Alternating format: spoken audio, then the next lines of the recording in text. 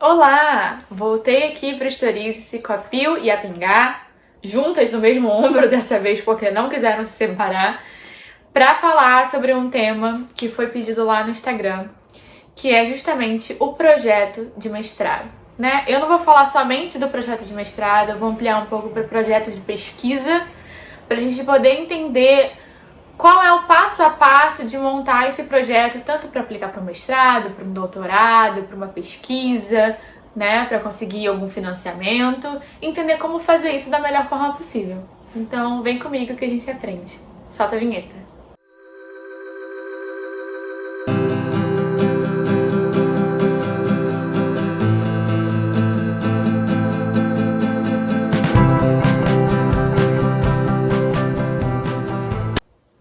Então, a primeira coisa que a gente tem que pensar é o que é esse projeto de pesquisa, né? O que é esse documento que a gente cria com o objetivo de entrar no mestrado, né? De entrar numa pós-graduação, de...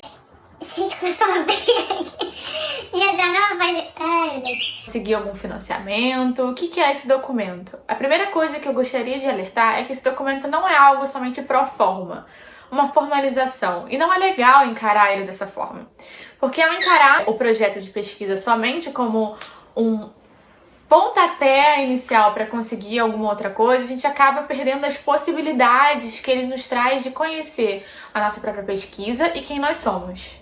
Então, o ponto inicial da gente começar essa conversa é justamente entender que o projeto de pesquisa é um grande mundo de possibilidades. Um grande mundo de aprendizado e de sistematização daquilo que a gente quer pesquisar daqui pra frente. Então, começando pelas etapas, como se cria um projeto de pesquisa? Primeiro, ele não nasce do nada. Ele não simplesmente tem que sentar e escrever em um dia esse projeto de pesquisa e ficar pronto.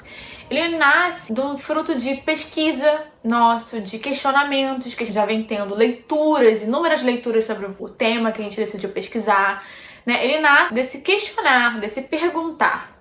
Esse é o primeiro momento da criação desse projeto. E aí a gente senta e tem que escrever o famigerado projeto. E aí dá um branco, né? O que a gente faz a partir dali? E aí, quem já passou por mestrado, quem já passou por doutorado, já está, de certa forma, acostumado a criar esse documento.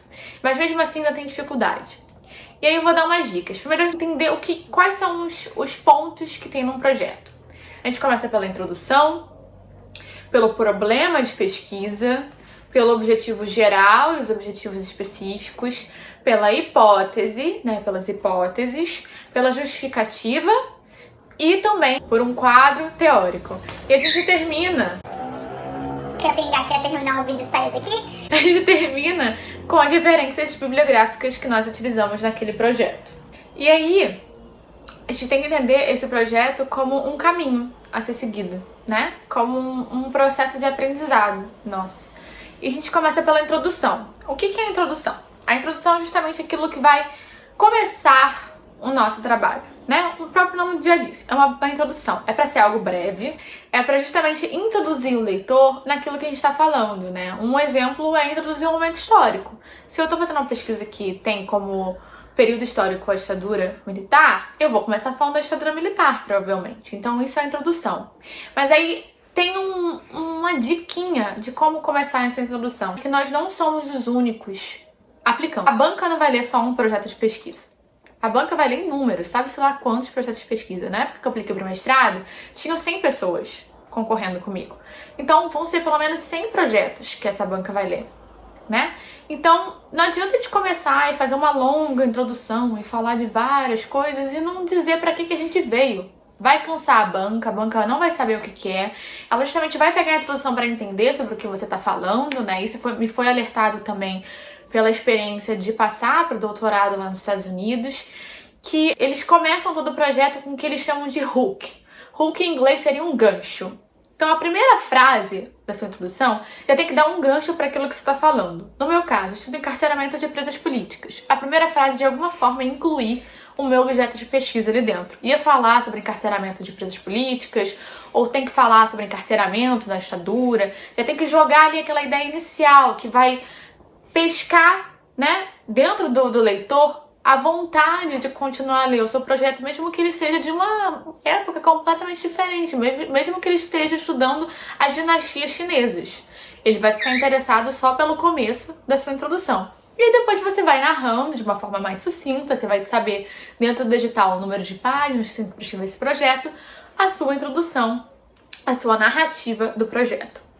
E a gente vai para o segundo tópico que é extremamente importante, que na verdade ele tem que ser bem delimitado antes de você começar a escrever, que é o problema de pesquisa. O que é o problema de pesquisa? O nome já diz, é um problema. Que pergunta você está fazendo? Que pergunta você procura responder naquele projeto, naquela sua pesquisa que vai se desenvolver por não sei quanto tempo depois que você começar uma pós-graduação ou começar aquela pesquisa, né? Então, o problema de pesquisa, a gente tem que estar atento. Ele não pode ser uma pergunta que a resposta é sim ou não, porque não faz nenhum sentido que você diga sim ou não se você acabou a sua pesquisa. Tem que ser uma resposta que seja complexa, né? Que você imagine que ela vai ser complexa a partir do que você pesquisar dali pra frente. Então, se você fizer uma pergunta, propor ela e a resposta for sim ou não, você já tem que alterar essa pergunta para ela ficar mais voltada para o que você quer pesquisar dali pra frente. E a gente está falando já da introdução, a gente está falando do problema, né? Essa pergunta que vai nortear o nosso trabalho. E aí, o que mais a gente vai encontrar nesse projeto? A gente vai encontrar os objetivos, né? O geral e os objetivos específicos.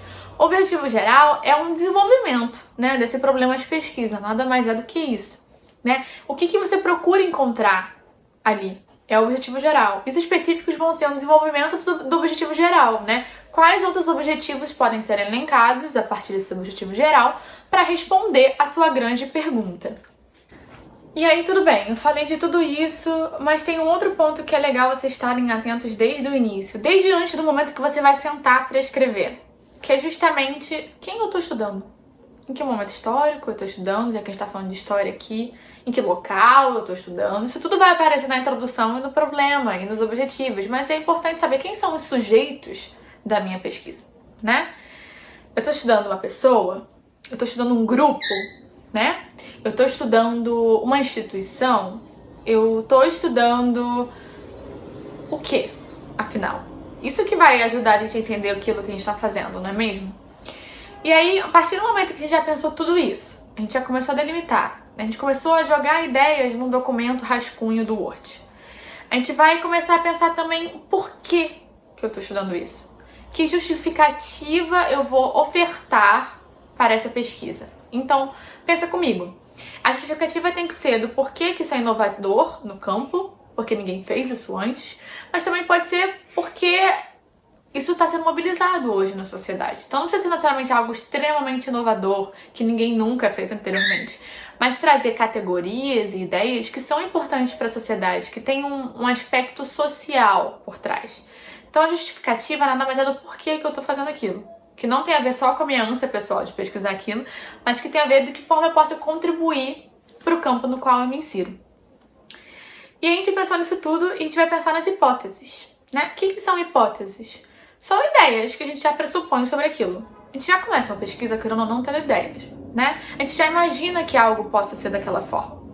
Então as hipóteses são, eu suponho que, a partir do que eu estudei, que isso possa ser o que vai acontecer, o que aconteceu naquele momento, ou isso que eu vou inferir daqui pra frente. Não quer dizer que é uma resposta fechada, justamente por isso que é um projeto de pesquisa e vai ter toda uma pesquisa pela frente até pra dizer o contrário do que você achava que ia dizer. Mas a hipótese são inferências que você faz ao longo do tempo e que alguns projetos pedem que você coloque. Uma outra subdivisão que é muito importante é a metodologia. O que é a metodologia? A metodologia é uma resposta de como você vai fazer aquilo, né? Então, que fontes eu vou utilizar, que fontes eu tenho acesso, isso já tem que ser uma pesquisa prévia sua, né? A partir de que fonte eu vou construir aquilo que eu tô falando, né? Então, no meu caso específico, estudo ditadura. Não, eu vou usar então fontes das polícias políticas, que estão nos arquivos públicos dos estados. Isso é uma forma de você pensar o que você está utilizando. Mas a metodologia não é só isso. É entender como, de que forma eu vou utilizar aquela fonte. É a partir de que olhar eu vou pegar uma fonte da polícia política e utilizá-la no meu trabalho. Então é importante que a metodologia seja pautada, por exemplo, no meu caso, vou dando exemplos pessoais que eu acho que fica mais fácil de entender. Na história oral, né? Eu vou utilizar a metodologia da história oral, entendendo toda a sua profundidade para o meu trabalho. Né? Então,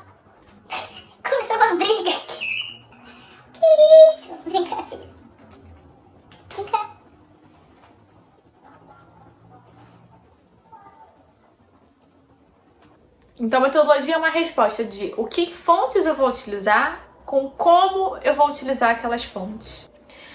O último ponto é o quadro teórico. Com quem eu estou dialogando?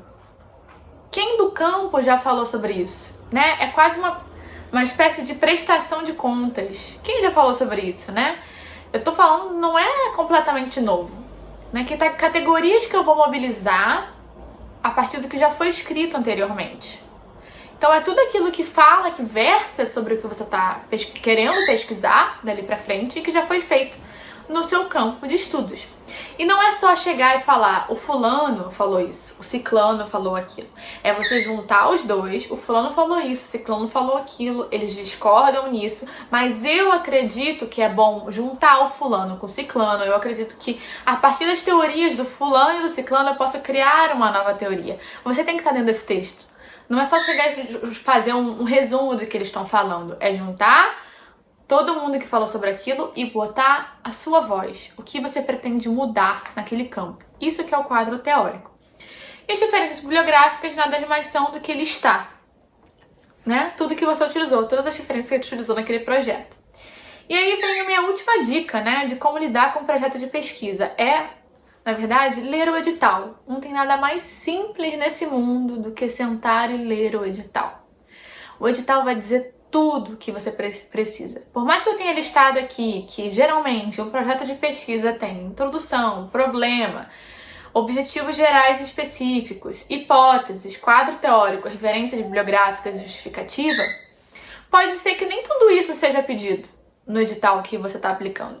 Então você vai ler no edital que subdivisões esse seu projeto tem que ter, né? Além disso, um projeto pode ter cronograma. Caso seja para você pedir um financiamento, você tem que dizer em quanto tempo você vai construir aquilo, né? Por mês. Além disso, o projeto também pode ter financiamento, né? O quanto você espera de dinheiro.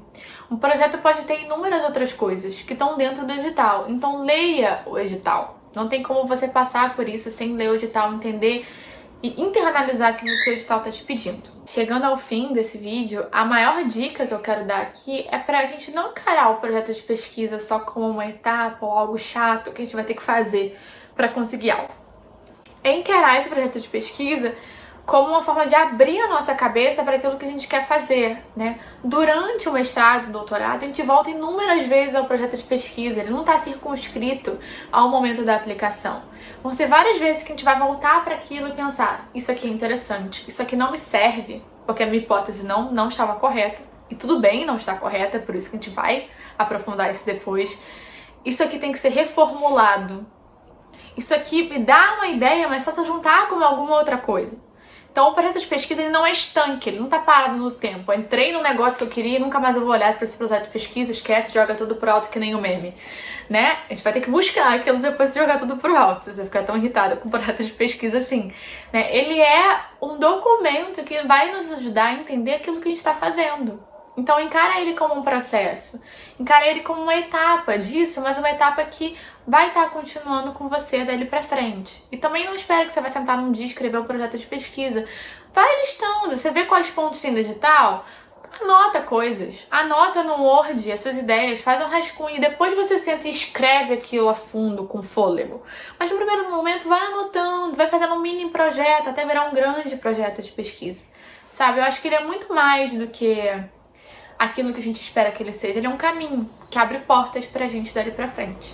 Então é isso, pessoal. Espero que vocês tenham gostado do vídeo. Se ficou qualquer dúvida, vocês sabem como me encontrar. Tem no Instagram, @historize.c. Tem os comentários aqui do vídeo do YouTube. Não esqueçam de dar um like se vocês gostaram, se inscrever no canal, recomendar para o amigo, recomendar para o inimigo, para todo mundo que vocês quiserem recomendar. Desculpa, Pio. E minhas portas estão sempre abertas para discutir isso. Se quiserem que eu fale mais alguma coisa específica sobre projetos, é só falar comigo também, tá bom? Tchau da Pingá, tchau da Pio e até a próxima. Vamos mudar o idioma porque tá complicado aqui atrás. Tá muito engraçado. Tá Pio, tadinha, tá nervosa, quer ir embora.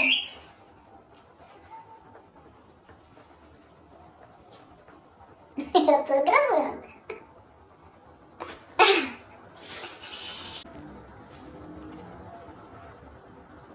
Meu Deus do céu. Vou ter que já tá esse vídeo inteiro que você não ficam quietas um segundo. Primeiro quer ficar com a fio. Foi?